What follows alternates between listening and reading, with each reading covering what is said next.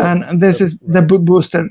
Knock or stun someone, trick opponents, give away information, make someone really hurt, and that like to stress or capture someone. There's more potent moves that needs to be unlocked. Certainly, there are many other things you could manage there, but with those in front of me, I could easily name what good equivalent things would be. So exactly. That's not too hard. So what was his comment? His comment was, "Oh, you get a really, I want that list too as a player." That was his comment. So really, why are the two lists very different? Why can't they be very similar? Because then, that's a really good question, and I think that has very much to do with killing darlings and stuff like that. Okay, so well, I'll leave you to it then. That's not where I want to be. That's your painful position. Because so my answer is that will affect how you use your the established facts about your character and how you add dice and how you roll and stuff like that. Mm-hmm. So what we see here is one player system of the conflict and one GM system that is not the same, but they meet in the way they affect each other. There are ways that's a good thing. There are ways when it makes a lot of sense. I mean, in the larger picture of play, that's how a lot of play works. The GM has their zones of impact into the situation, and the player has their zones of impact into the situation. And they mesh, right? That's in a good game, then everything works. They need each other. Yeah. Now, in this situation, however, again, talking at a smaller scale, not of scene creation, not of these sort of larger scale blocks of story. Now we are talking about the actions within this conflict. And the question is whether you wanted to do that or whether everybody would, or if we would just have more fun, because everybody is just doing only one at a time. So if everybody's just doing one at a time, then why not let everybody have option, the whole range of options? It's a good question. There's no principled answer. There's no principled answer. That's definitely just about how you want to do it, and that's all. What I want to keep in the game is I got very inspired by Champions and the things that we said happens and what actually it's a surprisingly inspirational game. But it's the thing that happened in the conflict told someone about who they are. Right. And I think that's the main goal. That's what I want to happen, because what the conflict, when the conflict ends in either way, it will always end that you add or change an established fact about your character. Right. And and the more alive the conflict is, the easier more obvious it is. Obviously, exactly. Yes. So if you spend the whole conflict recognizing and trying to help the others with and giving away and helping others, that really tells you something about your character. I completely agree about all of that. It sounds great. It sounds very it's time to play test it. Yeah, so what I'm interested in now is what's a really hard conflict, and what does it feel when you have a really a kind of 3-point? Well, there are several hard conflicts, and bearing in mind that it is obviously perfectly okay for different players to be using different columns. Right. Yeah, that's fine. That's obvious and easy. Yeah, you can use one action. Right. So therefore, by having that in play, the fact that different players can use different columns, you have completely completely solved most role-playing games problems, right? In a game, in many games, having one person trying to talk to the bad guy to convince him that he is actually their transgender offspring lost at birth, right? So you're trying to convince the bad guy of this and trying to calm them down, right? To reveal this painful truth about the two of them. And then the other guy is trying to kill the bad guy with an axe. And then the third guy is trying to escape with the jewel. Right? In many role-playing games, trying to resolve all of these in a sensible, well-timed, and dramatic way that isn't just the GM telling everybody what happens, right, is quite difficult. You have to have a nice, sophisticated system to do this, and most systems that try are impossibly detailed, and that's very frustrating. So anyway, there are many different solutions, but most games fail. You have solved that. That is done. So what therefore is a hard conflict for you is going to be a conflict where the goals of the opponents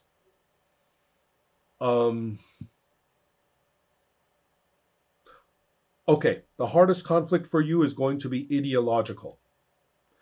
If I, in our 70s science fiction, and let's say that it's a very interesting situation where we are hacking the musical robots.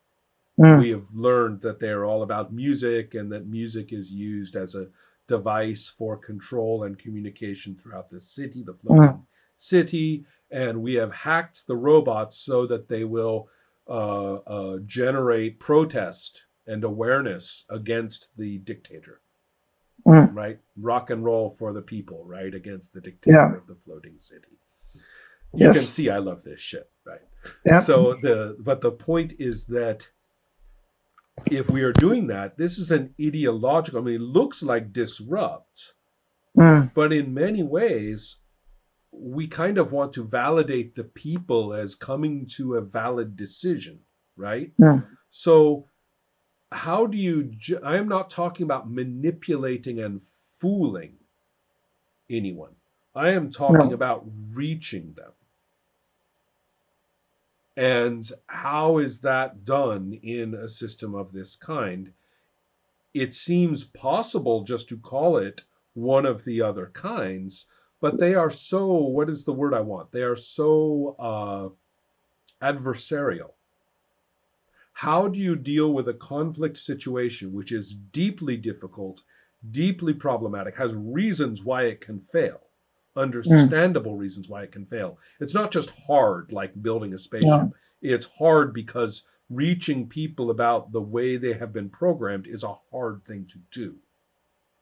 So how do you deal with something like that? I don't know the answer, but that to me would be I've dealt with that before. And what I called that, what you want is to change someone's attitude or like change their attitude towards you, or you want to change them. You don't want to hurt them. You don't want to do that. So you don't even want to fool them. You want them to agree. Right? Exactly. So and so what you're that's really interesting, because that's not, they are not in opposition with you necessarily. No, not really. Let me give you my favorite example from comic books. It's from the Silver Surfer comic book with Stan Lee and John Buscema. And the character who is basically Satan, Mephisto, is he is obsessed with the Silver Surfer. And he wants to tempt or to torment him into accepting Mephisto's worldview of humanity. And it's very important because Mephisto is vastly more powerful than anybody. He can change reality. He can do anything. He can change everything. He brings back the Silver Surfer's dead girlfriend and offers her to him. He can do all of these satanic things. But he could, if he wanted to, snap his fingers and mind control the Silver Surfer just to believe whatever Mephisto wants him to believe. But that's not good enough. No. It's very clear. He's very clear about this. He needs the Silver Surfer to want to agree. Yeah. He doesn't want he doesn't want to control the situation. He wants the Silver Surfer to change because he's not under control. Even though he could control it, right? And there's a great sequence where he's so frustrated, he even turns the Silver Surfer into a thought and puts him into his own mind. So the Silver Surfer is a thought in Mephisto's mind. He has no other existence. And the Silver Surfer still just doesn't agree, and Mephisto can't stand it. He's like, this is agony. I can't have this fucking thought in my head anymore. You know? And so that's that kind of conflict, I think, is worth thinking about, because your 70s science fiction model, and I suspect all of your other models, are profoundly about ideology. Yeah. And so with that in mind, this kind of conflict could be a major issue of play. It usually is. It's and what that is also something that is not done by force. It's much more it's something a completely different kind of conflict, and it is very worth.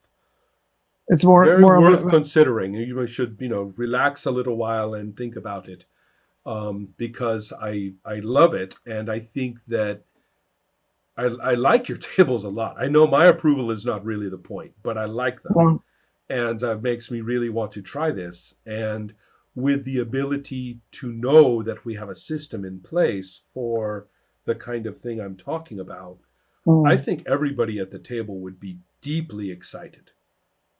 It's the kind of system that demands role-playing in order to do it. And it's the kind of role-playing that makes you want to know how it turns out. I have something that I really like, that I've used in play, that I really get to put into this. I had it on the table before, just as a small thing that you could add if you rolled really bad. But now I have it on the boosted result, and right now it's something it's good. Let's see it. Right, let's get it in there.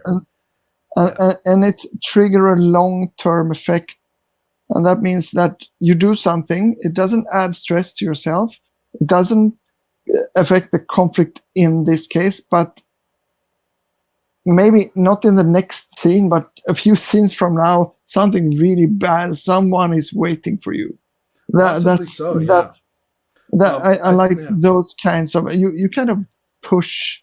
You can, and what does that's actually something that is. You trigger that effect, and you tell the players that you have done that. Here it comes. Yeah. Yeah, but it doesn't necessarily be obvious to the characters. And you can have, but that kind of. You could reverse that and say that what you want is to trigger a change effect. A good change, right? A big change. A good change. I like that. I like that a lot. In fact, you can see people really struggling for this, willing to take some big risks, right? Because again, the vulnerability, is a big part of that. Wow. And I think what you do in that case is that you build up a kind of you build up some kind of it's more of building rapport and building trust and building well, I kind those of like kinds the potential is quite large. You I could mean, see a game in which the individual fates of the characters are actually very, very depressing and tragic and negative, but we know that that huge bank of karma has been generated. yeah. And so we know that it will turn out okay in the big picture, that their sacrifice was worth it. Yeah, but for an example, you could have a kind of you can have a sermon or some kind of speech that actually makes people really depressed. I think there's some film scenes about that people, they say, people go home, this is not your fight. Right. And people are really devastated, but they're only devastated for a couple of hours. Then they realize, okay, we're free. Right. And then the change occurs. Right. And then that might whiplash back positive. Right. I was thinking too that if it is delayed for a while, this huge positive effect, what if you have several conflicts and you keep throwing it into this conflict again and again, and since the consequences for your characters might be very you might have to take a lot of damage along the way, right, to do this. And then maybe when you have your next conflict that's more physical, you all die. But the goodness is still waiting to happen. Yeah. Right. So I'm thinking exactly. About that. Yeah. So anyway, I don't think I have too much more time. Not me either. I have to. But I think this is very exciting, and it makes me very interested to play again. Also, it hurts me to say this because I love it so much, but would you consider sending me one of the other sets of cards to look at? Yeah, I can send you. I actually found a really, I've done everything in Excel, the Google Excel spreadsheet. There's a function that is actually you can just write it into the code, and then it automatically Google translates everything. Oh, well, first of all, that's nice, but I think I will be okay if you just send it in Swedish. Yeah, I will. I can do that. I can send you a couple of my favorite decks. I have one. We are really just talking about the cards. That's what I'm interested in seeing. I understand. So, I can send you a couple of decks that I have. I'd love to see them. Okay, well, good night. I hope everything is okay. Yes, we can have that for another session. It's all right. See you later. Yeah, thank you. Bye.